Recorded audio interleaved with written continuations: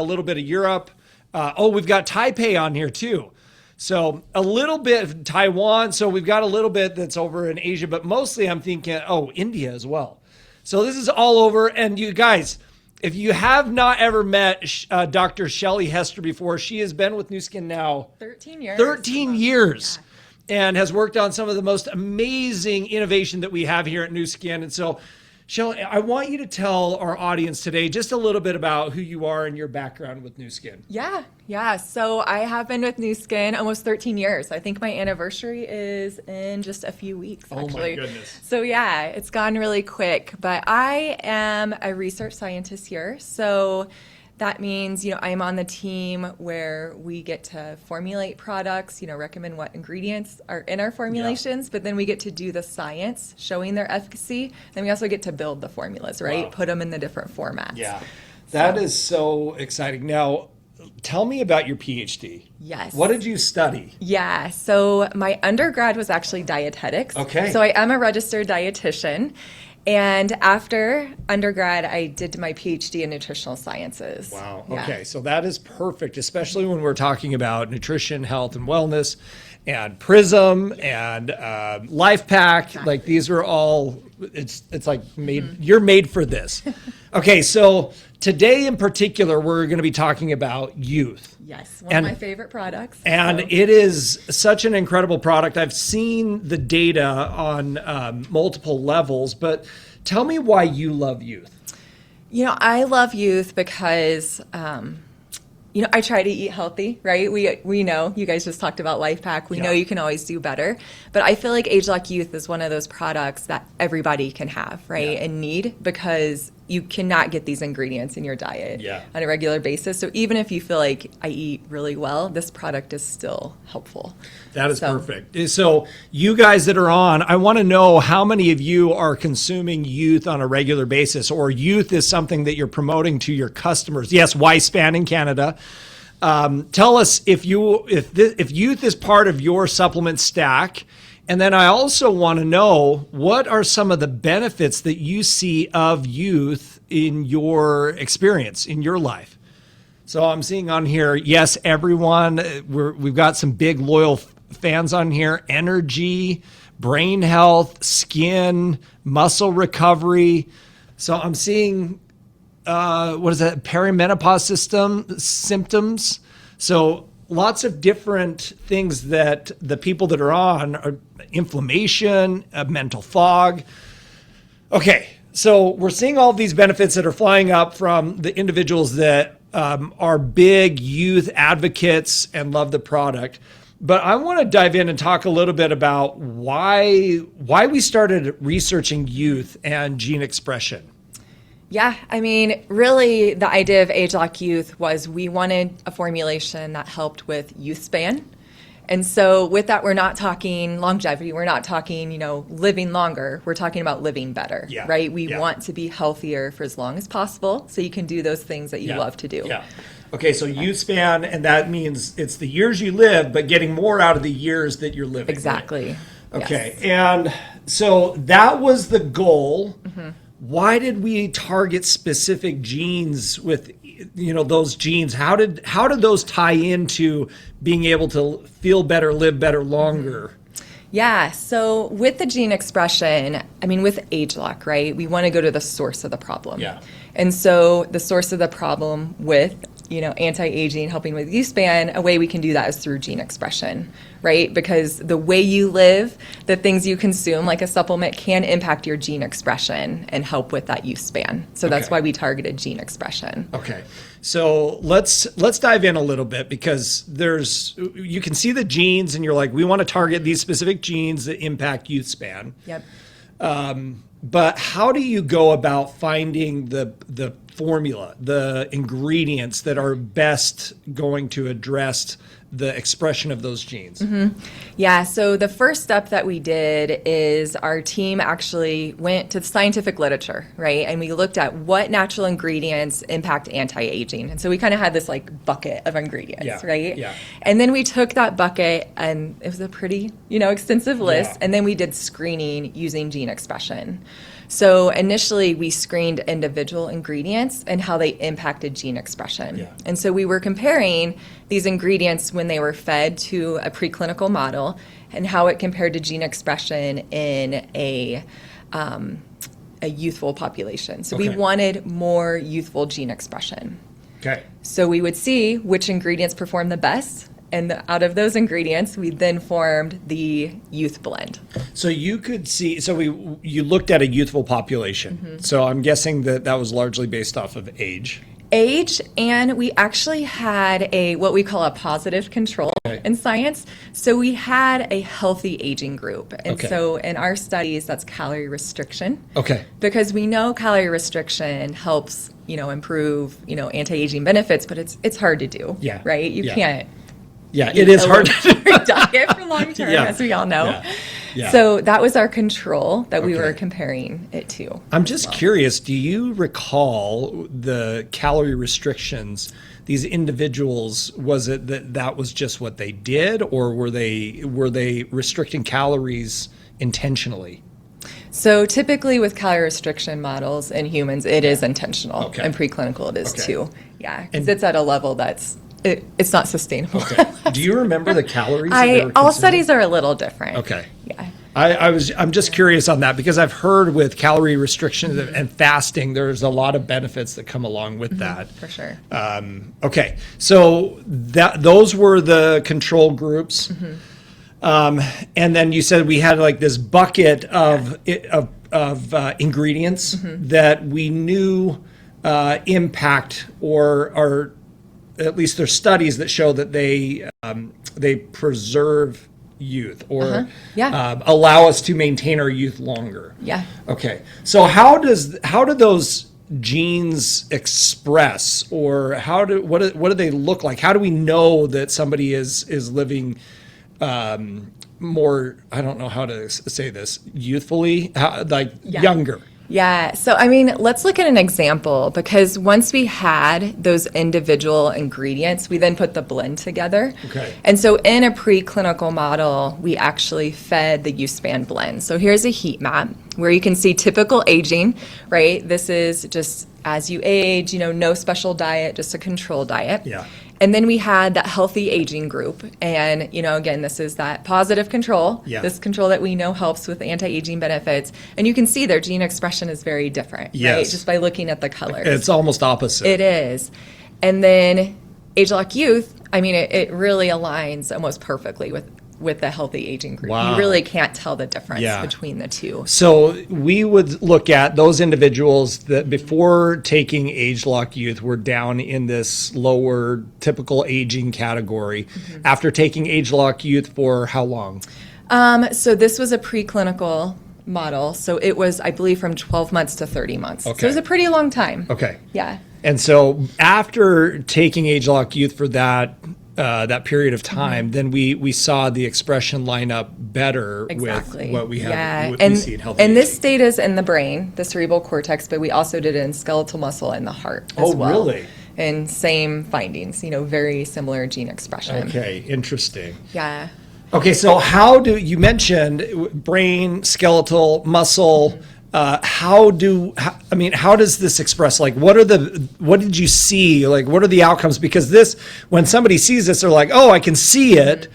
But how did those individuals that were part of the study, how did they feel with these changes? Yeah, so basically we took this gene expression and then we did additional analyses. We actually worked with our SAB member, Dr. Jose Vina, and we did like a sub-network analysis or pathway. So then we were interested in, okay, all these genes that are changing, like, are there certain groupings, right? Are they involved in certain pathways? Yeah. So for the brain, for example, we saw positive increase in like memory, learning, Okay. those types of things. And each tissue was different, based on the outcomes. So very, very drastic gene expression changes, but then, we dove into, those pathways and subnetwork and saw some really great findings. That is really interesting. Okay, you mentioned skeletal and muscular. Yeah. Did you see anything in those areas? Yeah, no, we definitely saw it. And We published an entire paper on this that did share, these heat maps along with those additional findings of the sub-Wigner analysis. So, okay. Yeah. Where is there a place that those individuals that are on with us today could actually go and find that study? So we definitely do have clinical bulletins Yeah. on that, and then the full paper is open access too Okay. on PubMed. Okay, So, on PubMed, yeah. and I wonder if it's also listed in that Substack that we put together. I'm pretty sure it's in Substack. Okay. And then of course the citations in the PIP Okay. as well. So let's go back to the formula. When we're looking at the formula, what are some of the major ingredients or some of the the bioactives that are in there? Yeah, I mean, youth is a blend, right? So we have kind of that foundation of omega-3s, like the fish oil, but then you have like alpha-lipoic acid and coenzyme Q10, and then a number of different polyphenols, right? Like the purple corn, citrus bioflavonoids, rosemary. Yeah. I mean, these are all great ingredients. We have some vitamins too. There's vitamin K2 and vitamin D3 as well. Okay. Yeah. So why are these difficult to get in our diets? Yeah. So let's look at another slide. And I didn't see these slides beforehand, so I'm so glad that you have these and that we're on the same page. Yeah. So, I mean, these are hard to get in your diet. Yeah. And how we always message and talk is there's kind of three reasons. Yeah. I mean, one is personal preference. Yeah. And one of the examples is citrus bioflavonoids. Yeah. So we all like to eat oranges, right? The juicy fruit Yeah. part. Yeah. But the citrus bioflavonoids are actually at highest concentration in the peel. So And just real quick, can you eat the peel? I mean, you could, but it's quite bitter, Right. right? And we can use zest, Yeah, right? We'll yeah, all yeah. like garnish Yeah. with it, but it's not like you're eating Yeah. the entire peel. I mean, if you wanted to, though, I think you could. and it would be Yeah. beneficial. It would, or you could Okay. take ageLOC. Or you could take ageLOC Youth. Okay. Yes, I mean that's a great example of an ingredient that's, Yeah. challenging to Yeah. get. And then you just think geography, right? Like globally. So there's some ingredients in here that are just hard to get unless, you're in certain areas. Yeah. So one of those examples is purple corn. Yeah. And so commonly, I'm not aware of any other area really consuming that other than in Peru. And they actually drink it in a beverage called chicha morada. Wow. So it's like purple corn boiled with some spices. Have you tried it? I have not. Yeah. I I'm would love interested to. understanding if Yeah. it is sweet or I think if it it's is savory. sweet It from is my sweet? understanding, Okay. but anybody in Latin America, let us know. Yeah, if You've you tried guys it. have been there and you've tried chicha morada, Yeah. tell us, how was it? But I would be curious to try that. That's interesting. Yeah. So, I mean, that's not commonly consumed. Right. Another one would be vitamin K2. So, I mean, I'm not aware of high amounts of that in any food other than like fermented foods, Yeah. especially like natto, which they consume in Japan. Japan, It's yeah. like that The fermented sticky soybeans. Yes. Have you tried it? I haven't, but my Okay. son, Yes. he just got back from Japan, and he was telling me that it's one of his favorite foods and that I need to try it. Well, he's getting vitamin K2. That's so it's great. great. That's but great. I mean, many of us are not eating that. Do you on a find it in consistent kimchi basis. as well? Maybe low levels. I'd Yeah. have to look. Okay. I'm not sure on that. Interesting. Okay. Yeah. And you have the geography point, and then there's the other piece of just getting it consistently, Yeah. right? And I think a great example of this is like fish oil, like our omega-3s. Like I love to eat salmon, Yeah. but I don't want to eat it every Yeah, day. yeah, yeah. Yeah. Or alpha-lipoic acid, that's an ingredient that is just really challenging to get consistently because foods just don't have high amounts Yeah. and it's very variable. So, Okay, so I'm guessing based off of what we're seeing up here that the main ingredient, and knowing that it is an oil, or a what do we call that, a gel cap, that it is oil based, which does help with absorption as Yeah. well, but it's mainly the fish oils with some of these polyphenols that are in there as well. So, and I don't eat a whole lot of fish on a regular basis. But tell us a little bit about the polyphenols, because I've heard, and you can correct me if I'm wrong, I think I saw a study where even walking in the forest, you're breathing in polyphenols from the trees and everything. That's why hiking, you get a whole lot of benefits from hiking. But Tell us a little bit about polyphenols and the benefits and why we need them in our diet. Yeah, I mean, I think polyphenols in general, that's what's so unique is it's such a large class. So they're all unique and have, different benefits. Yeah. But I think in general, polyphenols are definitely well studied for antioxidant ability, help with inflammatory balance, along with others. And so, I mean, when we talk about ageLOC Youth, we talked about the gene expression, right? Yeah.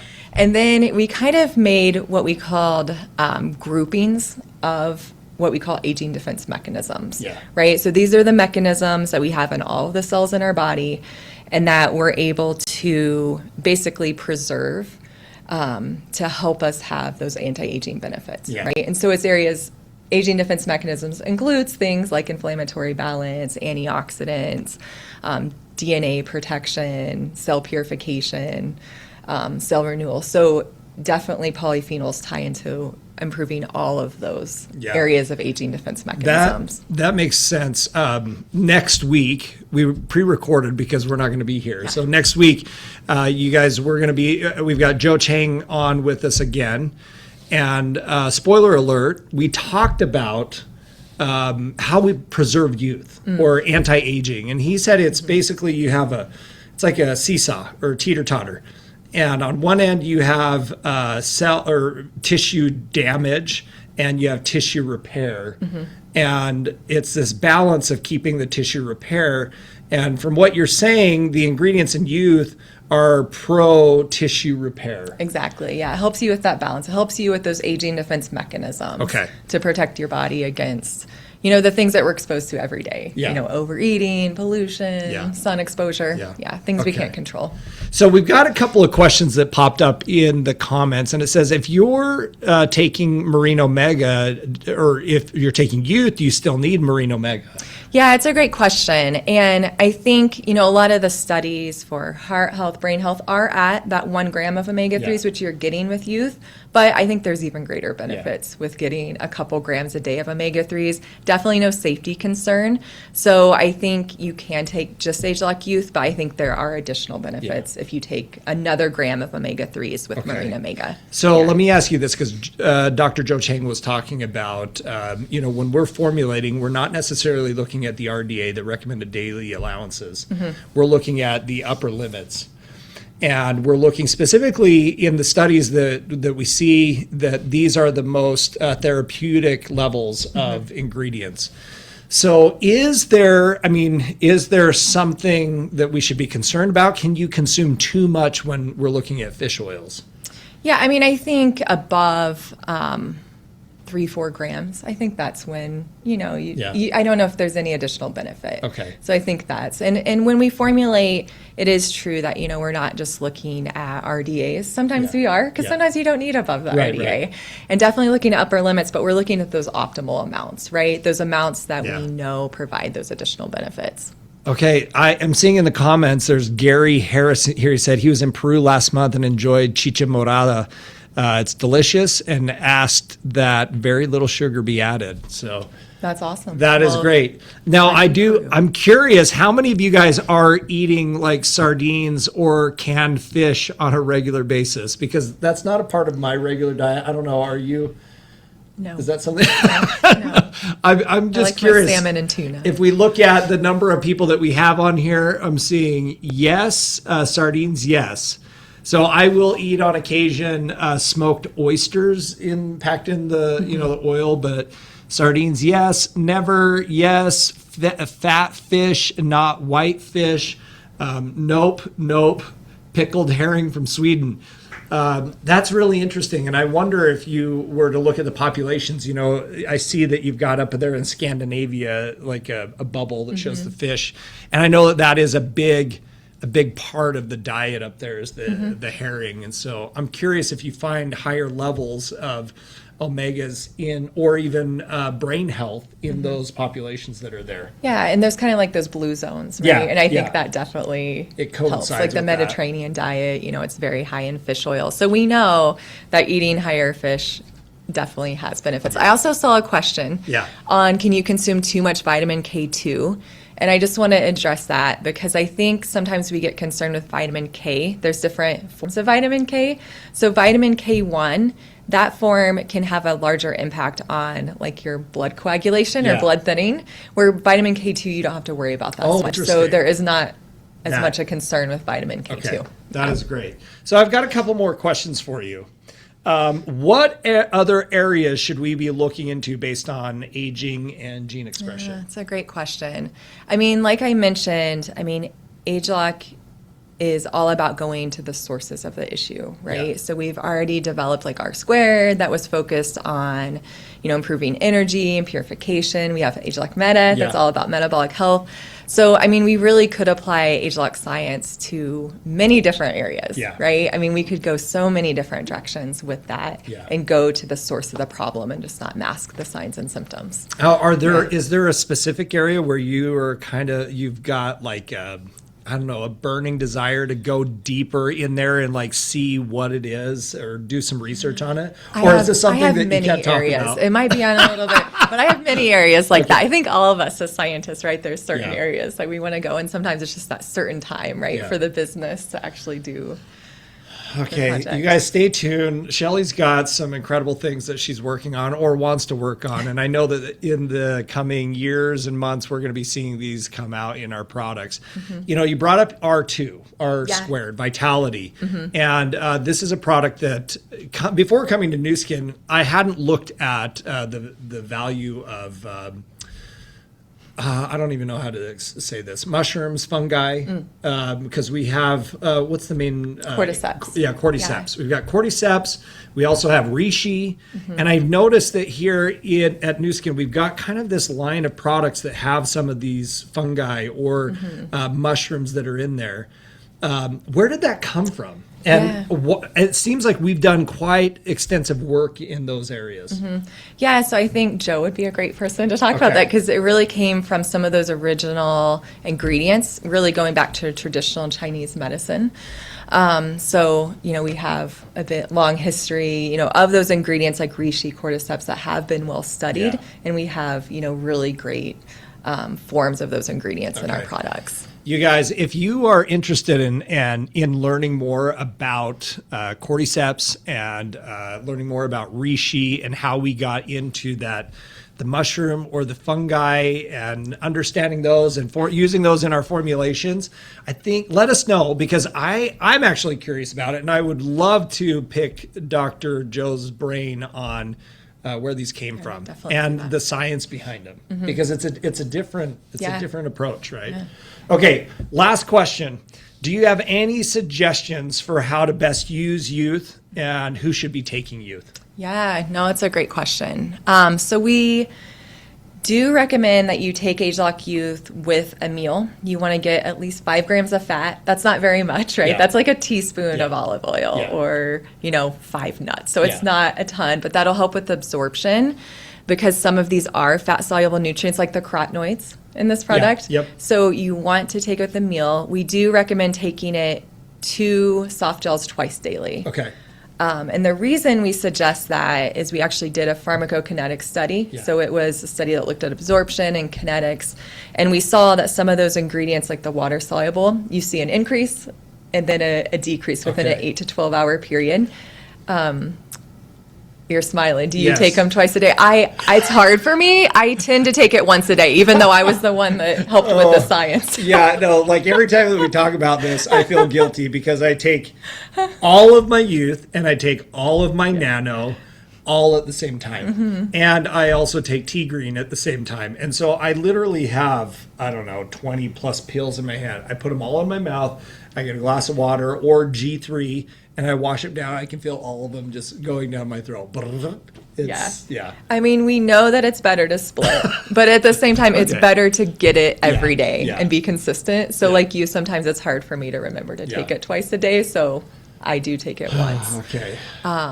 And we've also done studies with youth. So we did a scanner study. So we've shown that it has a really good response on the scanner. Within 2 weeks, you'll see, a significant increase. That's great. As well. And I did notice, which we'll talk a little bit about next week, but on this most recent Jiao Tong study, that one of the things that correlates most with a positive scanner score was the amount of fish that you're consuming.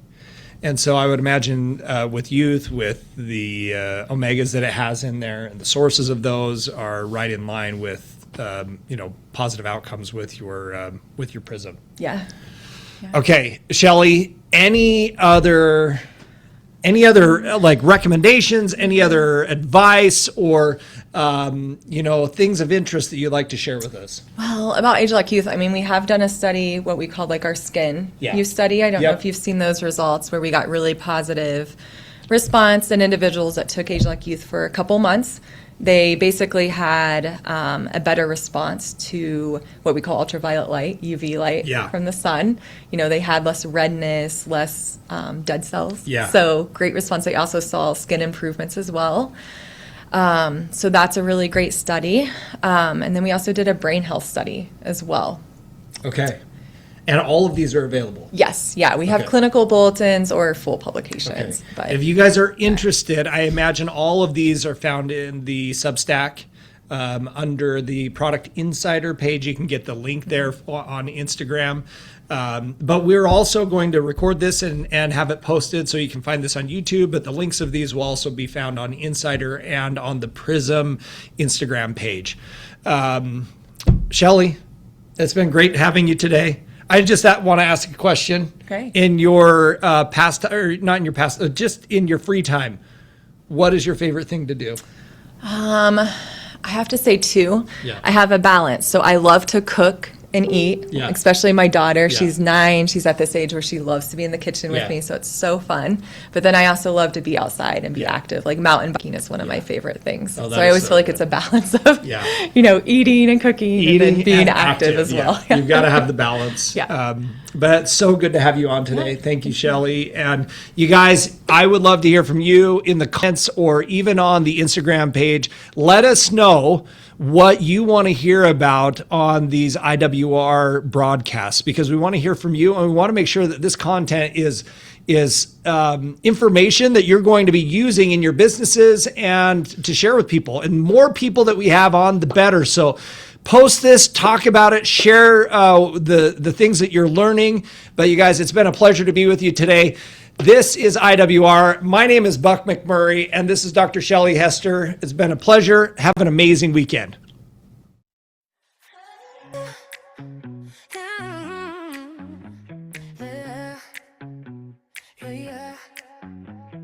Wake up, light it up, colors in my soul.